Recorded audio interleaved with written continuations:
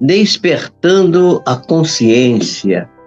Mais uma vez estamos com vocês para dar sequência aos nossos estudos, às nossas análises, às nossas observações do nosso aprendizado. O aprendizado que devemos realizar para construirmos o nosso cabedal, que vai nos servir de alicerce para darmos o salto no nosso processo evolutivo, no nosso processo de atendimento das condições de espíritos que somos, numa caminhada aqui na Terra, buscando se alicerçar, buscando se construir para encontrar os caminhos que precisamos para sermos verdadeiramente felizes.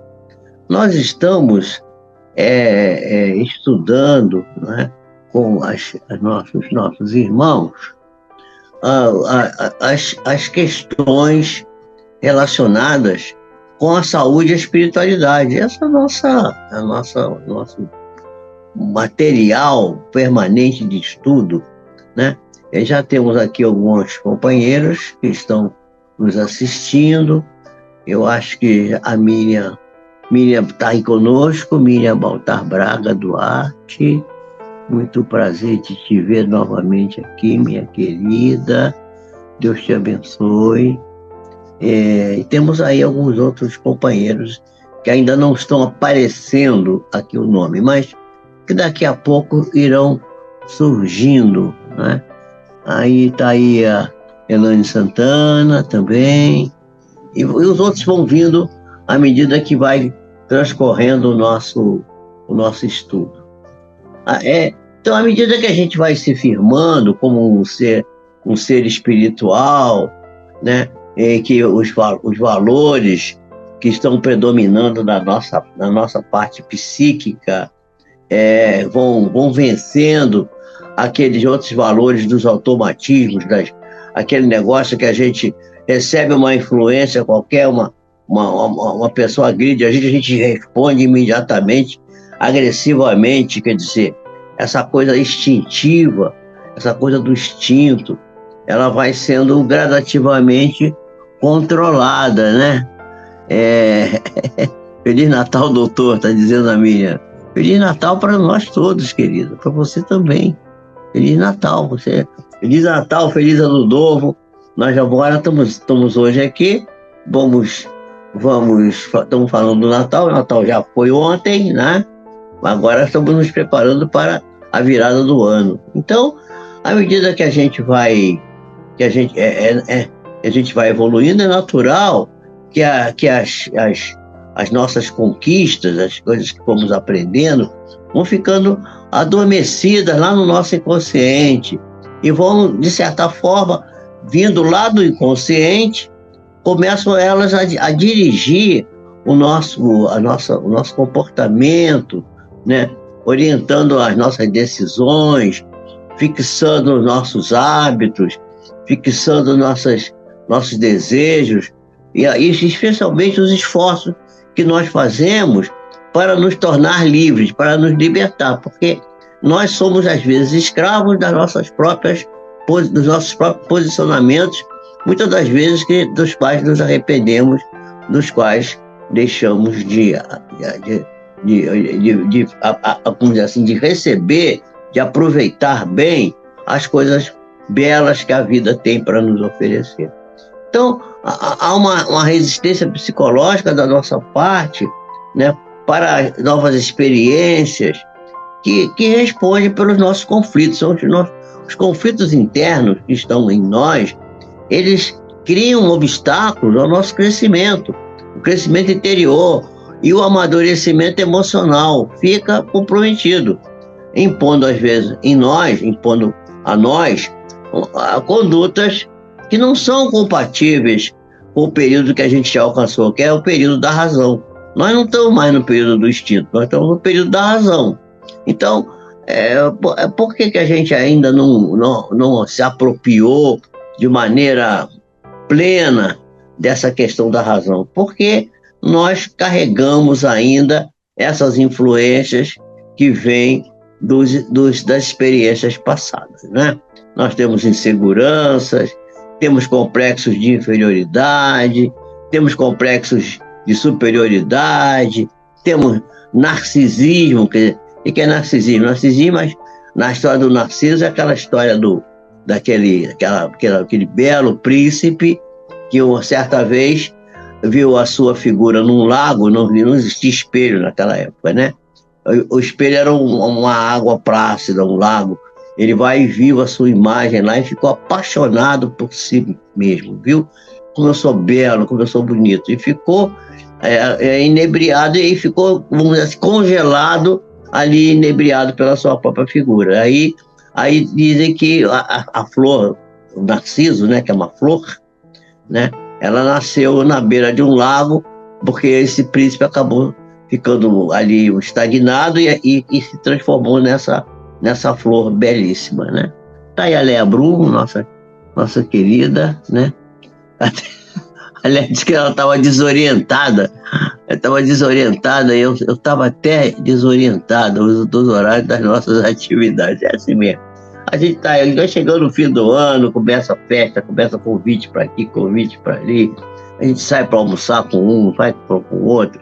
Aí as coisas vão embaralhando, vão embolando. É assim mesmo. Aí a gente marca uma coisa com uma pessoa, não dá certo, a gente perde o horário, enfim, essas coisas, né? Então, a gente saiu da insegurança, dos complexos de inferioridade, da superioridade. Por quê? Porque a gente vivia, não vivia como um ser racional, né? A gente vivia. Aí a Estela agora chegou também aí. Então, a Estela Esteves, né? Então, a gente foi gerando o combate pela vida através da força. A gente usava a força. Não tinha chegado ainda na razão. E nós conseguimos vencer os animais maiores, mais fortes que nós, através da astúcia instintiva, que também temos que é originária dos animais, e também da nossa inteligência, que nos deu a condição de nós podermos vencer os litígios sem precisar usar a força física, porque a gente fosse usar a força física, a gente ia perder, porque o animal era muito maior do que nós. Mas é obstante a conquista da razão, né, que nós conseguimos vencer também esses animais maiores, né? E caminhar na vida humana, nessa saga de progresso, né? Conseguindo a vitória em lutas desiguais, em lutas que nós não teríamos condição de vencer. Então, nós, usando a inteligência, foi usando a inteligência que nós nos sobressaímos e criamos uma forma de nos conservar vivos. Quer dizer, o instinto de conservação da vida foi se desenvolvendo em nós. E isso foi cada vez mais sendo superado pela inteligência e logo depois a gente começou a utilizar instrumentos também para fazer com que a gente pudesse chegar ao topo da escala zoológica, né? Facultando a nós o triunfo sobre as vicissitudes do ambiente, sobre as questões evolutivas do cotidiano, e ainda permanece nos dias de hoje, sem dúvida, ainda, né, as heranças, de alguma forma, que nos prendem no passado, do qual procedemos, tornando-nos, não poucas vezes, dependentes desse passado. E assim, o ser humano vai reagindo a tudo aquilo que o desagrada, que o confunde, que o aflige, que o perturba, deixando que se exteriorizem, quer dizer, que venha para fora as energias primárias que momentaneamente ficaram contidas. Contidas por quê? Pela educação, pela timidez, né? Por fatores de interesse, outros interesses que nós temos, quando a gente deveria, de uma maneira equilibrada, né, vencer as coisas de maneira mais racionalmente, né? Então, esses automatismos que ainda nos comandam, eles nos impelem, nos propelem para transtornos quando eles são afligentes e nos levam a condições de desequilíbrio quando nos aflige, quando nos deixa desequilibrados.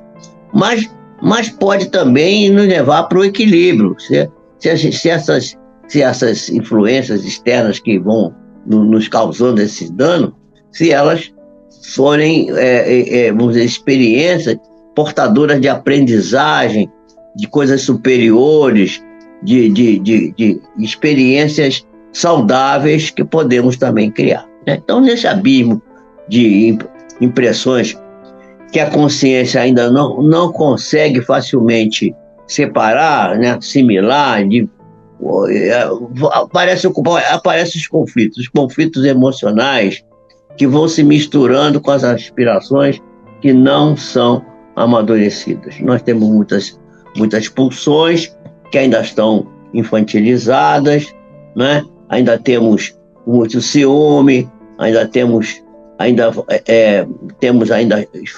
energias espirituais que são elaboradas de acordo com as necessidades que estão imprimidas no modelo organizador da forma. Quer dizer, esse corpo que nós temos, que é o corpo intermediário entre o espírito e o corpo físico, do qual já falei aqui muito para vocês, né? Aí a Eleni chegou aí também agora, né? Chegou a Estela, chegou a Eleni, chegou a Leia, tá aí a Miriam, tá aí a Elane, tá aí várias nossas companheiras, né? Então, esse binômio saúde-doença, que a gente sempre fala nele aqui, naturalmente se deriva dessas ações anteriores que nós praticamos, né, como espírito, que sempre é o herdeiro dele mesmo. Nós somos herdeiros de nós mesmos. Nós só temos as coisas que nós próprios criamos, né? Então, esse processo de aquisição de novas experiências, que são experiências transpessoais, elas são experiências libertadoras.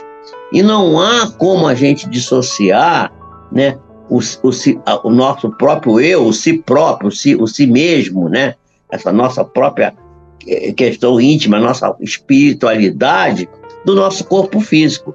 Quer dizer, não há como separar uma coisa da outra, tendo em vista que quem gera as moléculas, que vai formar as células, que vai formar os órgãos, que vai formar os sistemas do próprio corpo, são esses modelos espirituais que habitam em nós e que necessitam que a gente tenha autoconhecimento sobre ele para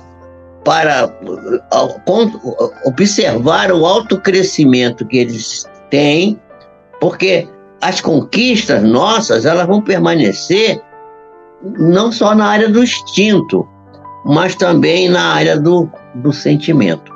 E às vezes a área instintiva nos leva para desenvolver em nós uma espécie de ressentimento, um desconforto moral, uma insegurança que vai se expressar em forma de medo, de ciúme, de agressividade, de angústia, de raiva, de cólera, de impetuosidade irrefreada, de desejos sexuais descontrolados, que acabam estimulando a produção de toxinas que terminam por produzir distúrbios orgânicos que muitas das vezes são de largo porte.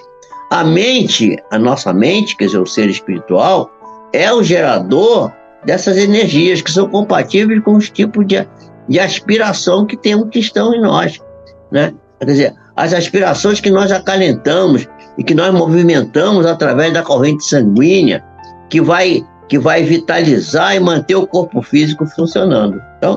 Então nesse processo, né, nós temos que entender que existem micropartículas que são constitutivas do corpo espiritual e que conduzem as vibrações que vão produzir as células, produzindo reações que são correspondentes ao tipo de onda mental que sai da nossa cabeça, que sai do nosso íntimo, do nosso ser espírito, do nosso ser, que somos o espírito, o ser espiritual, e que vão se distribuir para o meio externo através do organismo físico, né?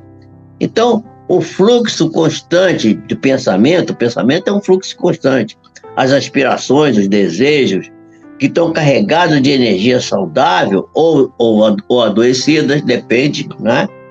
Ela vai contribuir poderosamente para gerar a estabilidade ou desajuste da estrutura celular do nosso corpo, abrindo então um espaço para que se instale ou se conserve a saúde, né? Ou para o surgimento e a proliferação de infecções, de disfunções, de variadas alterações do metabolismo, de bem-estar e de mal-estar, né? As enfermidades, meus amigos, chamadas psicossomáticas, elas são geradas na consciência espiritual, que é a sede mental do ser eterno, não há dúvida disso. Ela é a geradora de todos os recursos responsáveis pelo crescimento do ser, não só do ponto de vista emocional, quanto também intelectual, como também moral, como também, vamos dizer assim, psicológico, né? Então, esse desenvolvimento, que são verdadeiros tesouros éticos, morais, que estão escritos na lei de Deus. Nós estamos estudando a parábola dos dois irmãos. A parábola dos dois irmãos, ela nos remete àqueles dois irmãos, um que era o mais moço, do qual eu falei já na vez passada, que pede a herança ao pai, não é?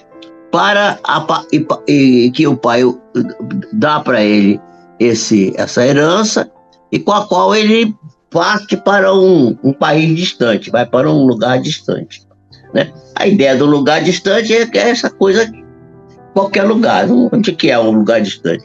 Ele sai de perto das pessoas que possam estar dominando ele, controlando ele, poder fazer o que ele quiser sem ninguém estar percebendo.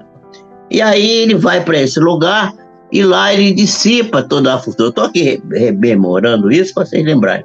Ele dissipa tudo, fica sem nada e é convidado para poder sobreviver por alguém que o chama para que ele cuidasse de porcos. Vai cuidar de porcos. E os porcos comiam alfarrobas, que são umas partículas bolotas duras, né? E ele não tinha o que comer, ele vai comer as alfarrobas dos porcos quando sobrava. E ele começa a passar fome, porque ele tinha dissipado toda a fortuna. Porque aonde se tira e não põe, acaba. Foi o que aconteceu com ele, ele ficou sem nada. E aí ele caiu em si e lembrou da casa do pai, onde ele teria comida, onde ele teria condições, e resolve voltar e pedir ao pai para ser empregado dele, porque lá os empregados tinham que comer, ele não tinha nada para comer. Mas isso eu já falei aqui, estou repetindo para poder as pessoas lembrarem das coisas, né?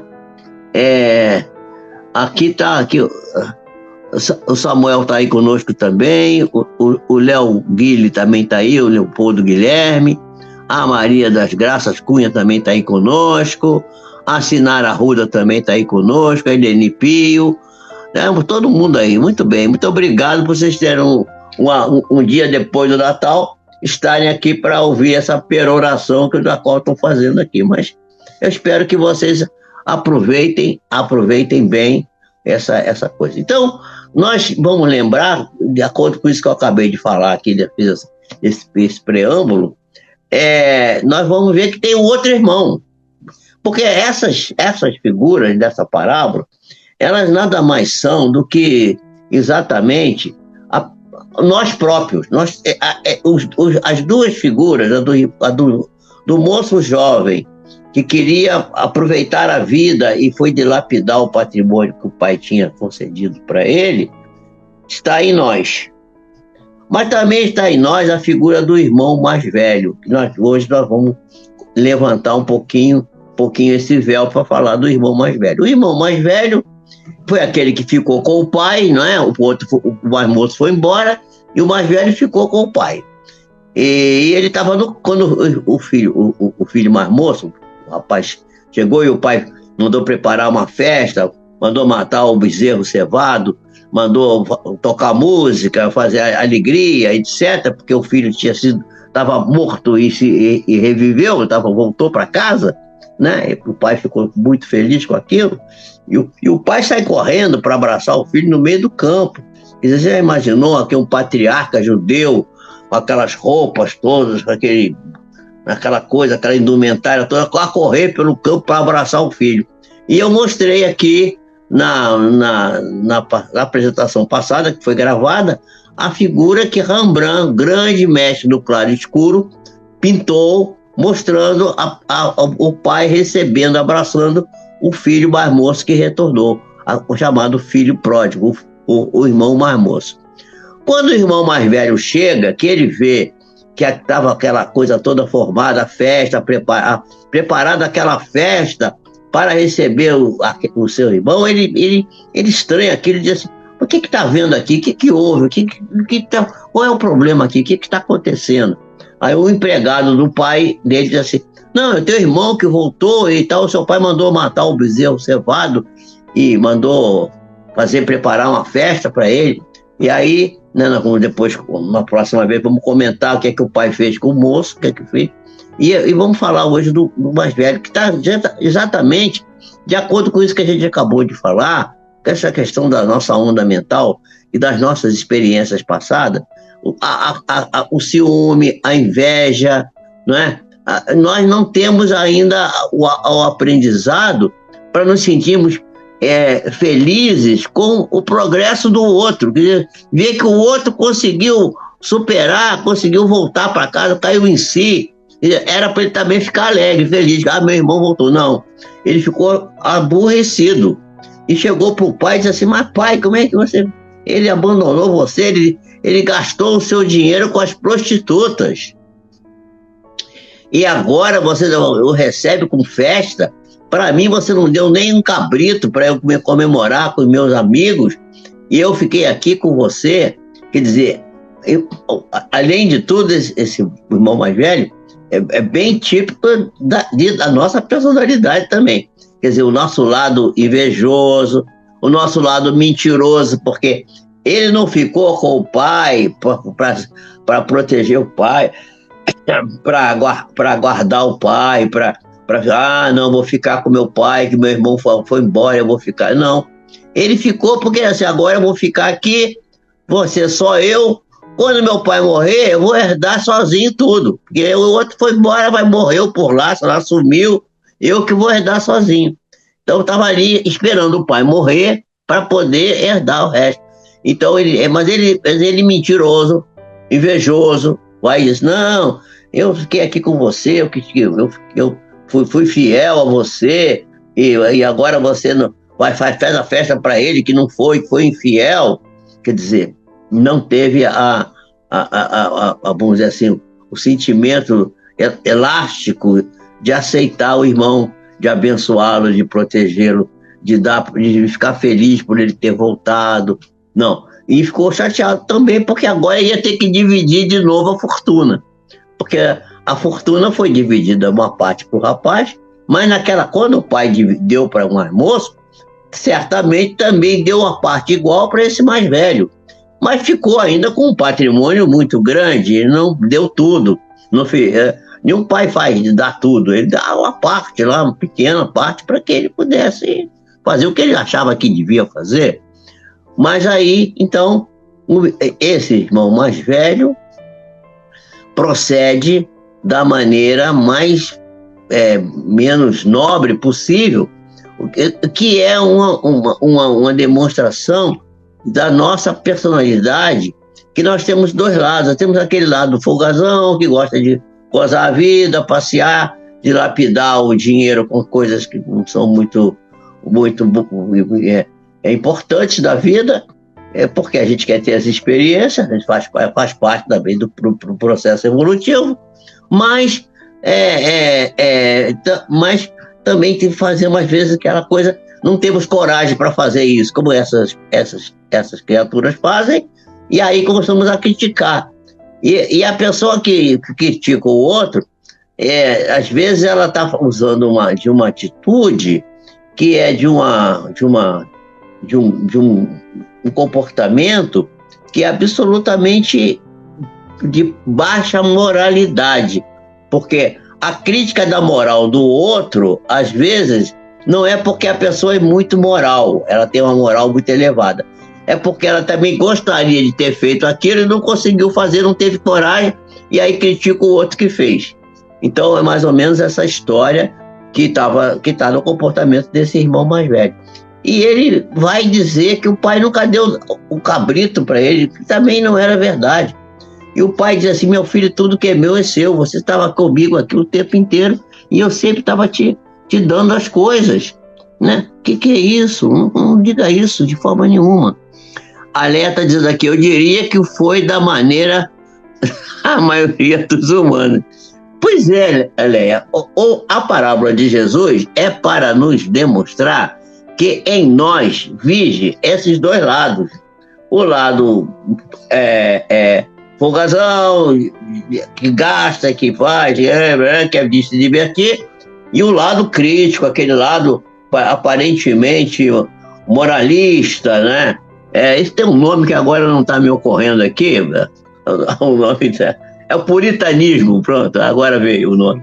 É o puritano, a pessoa puritana. A pessoa puritana, o puritanismo é uma forma negativa da pessoa ver a parte, vamos dizer, eu disse, ele gastou dinheiro com as prostitutas. Ele também queria ter gastado dinheiro com as prostitutas, queria ter gozado a vida lá, mas ele era puritano, né? Não faço isso, eu sou uma pessoa nobre.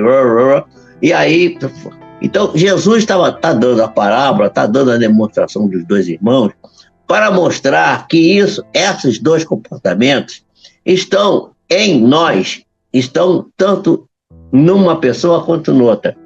E todas as pessoas têm momentos de filho jovem e de filho mais velho. Então, essa ideia que eu estou querendo transmitir aqui é para que nós possamos introduzir, para que eu vá chegar mais na frente para mostrar como a espiritualidade funciona para nos guiar e nos dar os caminhos necessários para que nós aprendamos o mais importante ensinamento virtuoso que devemos adquirir, que é o sentimento do amor ao próximo, né? Do sentimento, do entendimento das necessidades do outro.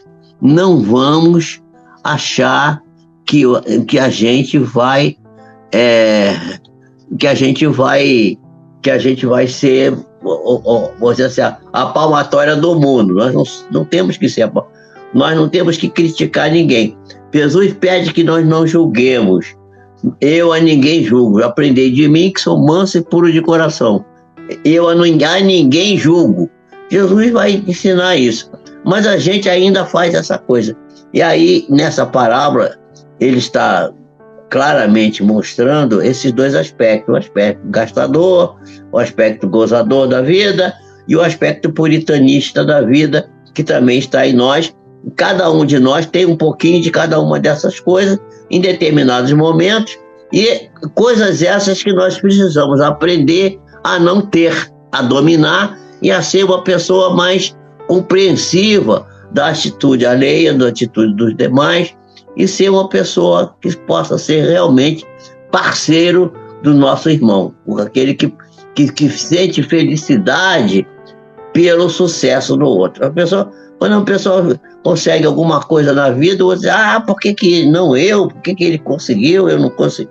Gente, não tem nada que fazer isso, a gente tem que ficar feliz. Que bom que a pessoa foi para frente, e bom que todo mundo ganhe bastante, fique bem, todo mundo fique alegre, feliz, satisfeito. E ele ficou chateado porque o irmão voltou. Quer dizer, por que esse cara voltou? Porque ele não tinha que ficar por lá, porque agora eu vou ter que dividir de novo a fortuna com ele. Meu Deus do céu, poxa, que azar, né? Então é isso aí.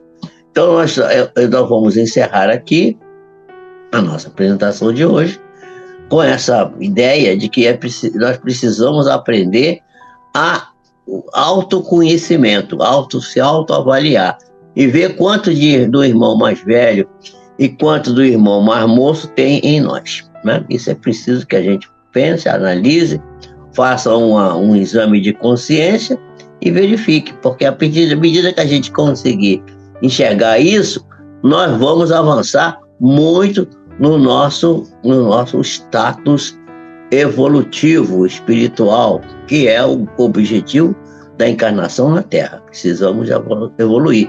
E vamos conquistar a saúde, porque a saúde é um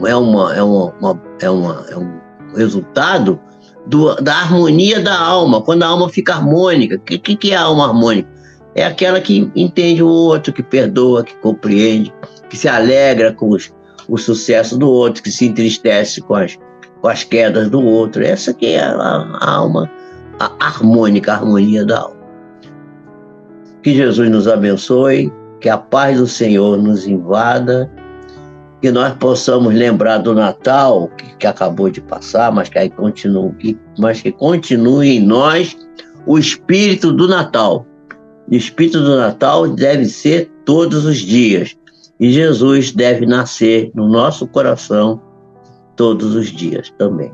Que ele possa estar nascendo hoje em nós, como amanhã e sempre, que nós possamos entendê-lo como o nosso guia, mestre, o pastor das nossas almas, aquele que é o modelo e guia da humanidade.